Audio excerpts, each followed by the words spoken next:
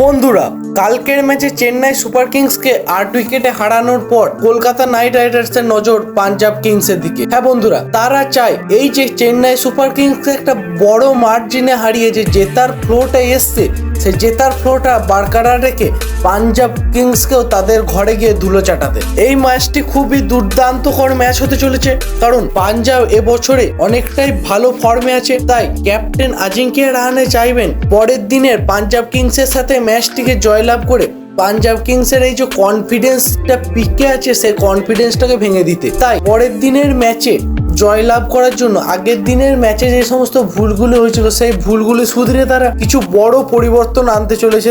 দলে আসতে চলেছে কিছু নতুন মুখ, যারা ব্যাটিং বোলিং দুদিক থেকে ইম্প্যাক্ট ফেলতে পারে পরের দিনের ম্যাচে। আর যারা খারাপ ফর্মের মধ্যে দিয়ে চলছে, তাদেরকে বসানো হতে পারে বেঞ্চে। বন্ধুরা, এই ভিডিওতে আমরা জানবো আগামীকালের কলকাতা নাইট রাইডার্স পাঞ্জাব কিংসের বিরুদ্ধে যে প্লেইং ইলেভেনটা খেলাতে চলেছে, সেই প্লেইং ইলেভেনটা সম্পর্কে। তবে তার আগে তোমরা 2025 IPL কোন দলকে সাপোর্ট করছো সেটা অবশ্যই আমাকে কমেন্টে জানাও। আর তোমরা যদি একজন KKR এর ফ্যান হয়ে থাকো, তাহলে ভিডিওটা অবশ্যই লাইক করে দিয়ে কমেন্টে লিখে দেবে আমি KKR করবো, লড়বো, জিতবো রে।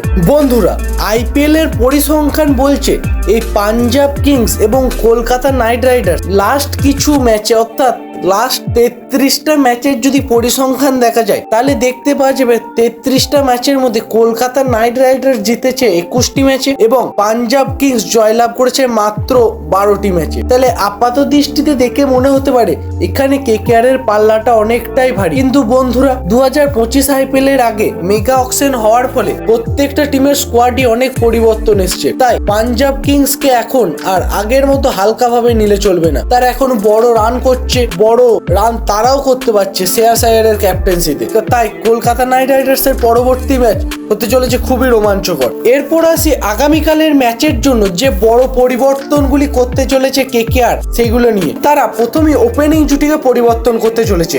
হ্যাঁ বন্ধুরা, আগের ম্যাচ পর্যন্ত ওপেনিং জুটিতে ছিল সুনীল নারায়ণ এবং কুইন্টন ডিকক। সুনীল নারায়ণ পূর্ববর্তী ম্যাচে রান পেলেও কুইন্টন ডিকক একটি ম্যাচ ছাড়া বাকি ম্যাচগুলোতে সবগুলোতেই ফ্লপ হয়েছেন। তাই তার জায়গায় পরবর্তী ম্যাচে জায়গা পেতে পারে লাভনীত সিসোডিয়া কিংবা রাহমাদুল্লাহ গুরবাজ, যারা তাদের পাওয়ার হিটিং এর মাধ্যমে পাওয়ার প্লের সঠিক ব্যবহার করতে পারবে বলে মনে করা হচ্ছে। আর যেহেতু সুনীল নারায়ণ তার ব্যাটিং বোলিং দিয়ে যুগ্ম খুব সুন্দর পারফরমেন্স করছেন, দ্বিতীয় ওপেনার হিসেবে তিনি থাকতে চলেছেন। 3 নম্বর পজিশনে আসতে চলেছে KKR এর অধিনায়ক আজিঙ্ক্য রাহানে। তিনি ঠান্ডা মাথায় গেম প্ল্যান করে খেলছেন। প্রথম দিনের RCBর সঙ্গে ম্যাচ থেকেই কন্টিনিউয়াসলি রান পেয়ে যাচ্ছে। পরবর্তীতে আসতে পারে ভেঙ্কটেশ আইয়ার, যে লাস্ট 3টি ম্যাচে ভালো পারফরমেন্স করেছে।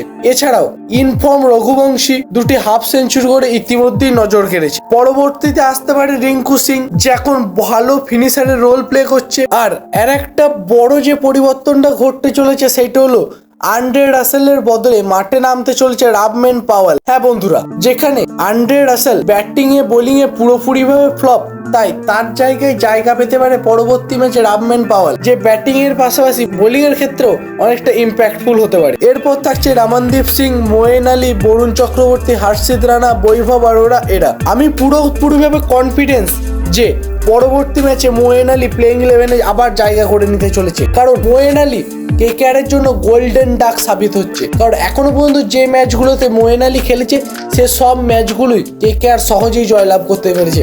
তাই KKR টিম এবং KKR টিম ম্যানেজমেন্ট চাইবে তাদের এই গোল্ডেন ডাককে দলে রেখে পাঞ্জাব কিংসকে সহজে একটা বড় মার্জিনে হারাতে এবং পয়েন্টস টেবিল আবার একটা বড় লাভ দিতে। তাহলে বন্ধুরা, তোমার কি মনে হয় পাঞ্জাব কিংস কি পারবে আমাদের KKR দলকে হারাতে, নাকি আমাদের KKR দল পাঞ্জাব কিংসের ঘরে গিয়ে তাদেরকে ধুলো চাটিয়ে আসবে?